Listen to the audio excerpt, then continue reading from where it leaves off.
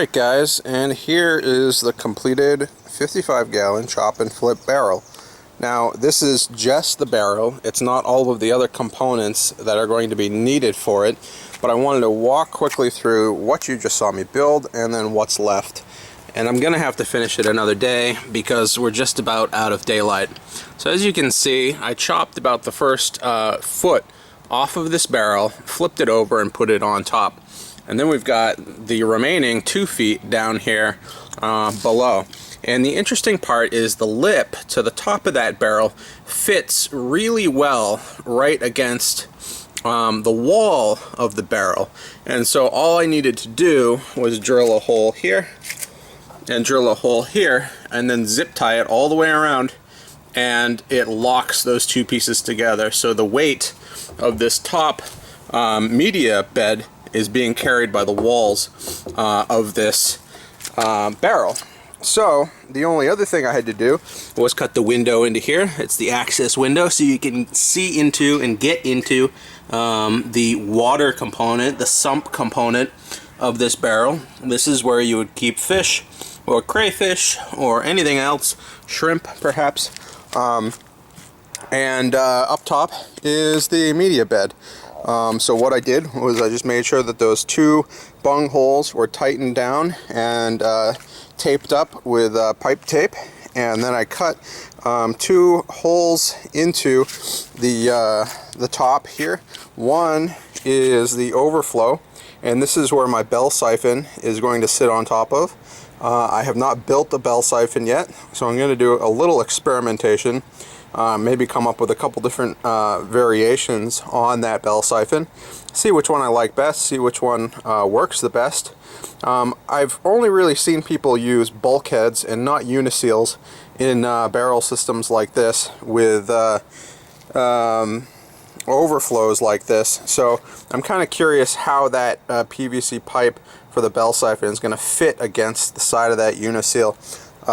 So we'll play around with that, we'll experiment with that. And then this one is a little bit higher, and I'm actually going to run a piece of flex tubing through this hole, and I might even put an elbow on here so that the water from the pump down below, the water pump, is coming through this side.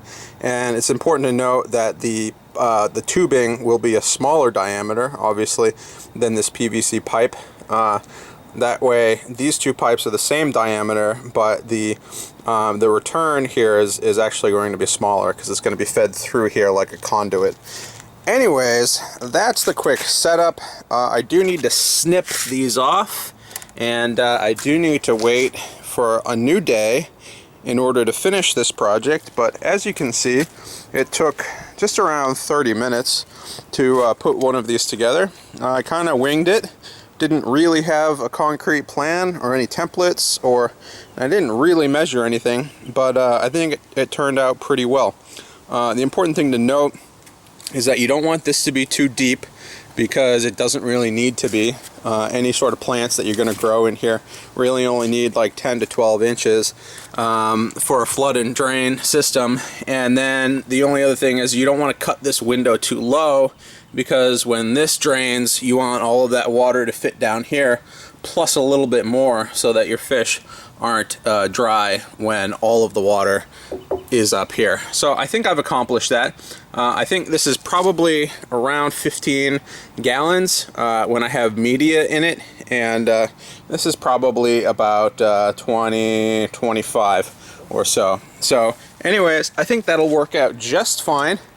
As I said, next up is to build a bell siphon, do a couple little tests on that, and get a little water pump to get this thing going.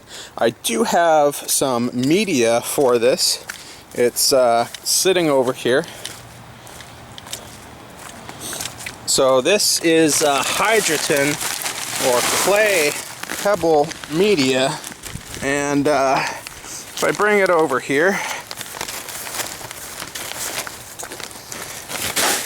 you'll see I'm probably going to need about 2 bags, maybe a bag and a half to get this project done and get this up and rolling. So I've got 2 bags. I should be fine. All I need to do is build a bell siphon and get this thing plugged in, and that'll be it. So anyways guys, hope you enjoyed this video, and I'll see you guys later.